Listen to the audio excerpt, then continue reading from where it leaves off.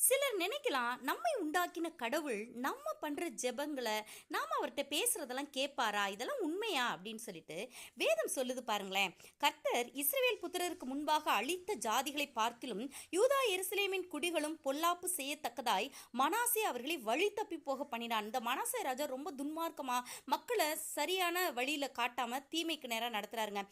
அதனால கர்த்தர் மனாசேயோடும் அவனுடைய ஜனத்தோடும் பேசின போதிலும் அவர்கள் கவனிக்கவில்லை. அதனால இதுக்கடுத்து ஒரு தீங்கு வருது. அப்போ அவர்கள் மனாசேயை முச்செடிகளில் பிடித்து 2 வெண்கல சங்கிலியால் அவனை கட்டி பாபிலோனுக்கு கொண்டு போனார்கள். இப்படி அவன் நெருக்கப்படுகையில் தன் தேவனாகிய கர்த்தரை நோக்கி கெஞ்சி தன் பிதாக்களுக்கு தேவனுக்கு முன்பாக தன்னை மிகவும் தாழ்த்தினான்.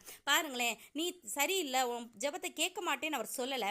அப்பொழுது அவர் அவன் கெஞ்சுதலுக்கு இறங்கி அவன் ஜெபத்தை கேட்டு அவனை திரும்ப எருசலேமில் உள்ள ராஜ்யத்தில் வரப்பண்ணினார். ஸோ இதே மாதிரி தாங்க, நம்ம எந்த சூழ்நிலையில் இருந்தாலும் நாம ஜெபிக்கும் போது நமக்கு இறங்கும் கர்த்தர் நம்மோடு இருக்கு.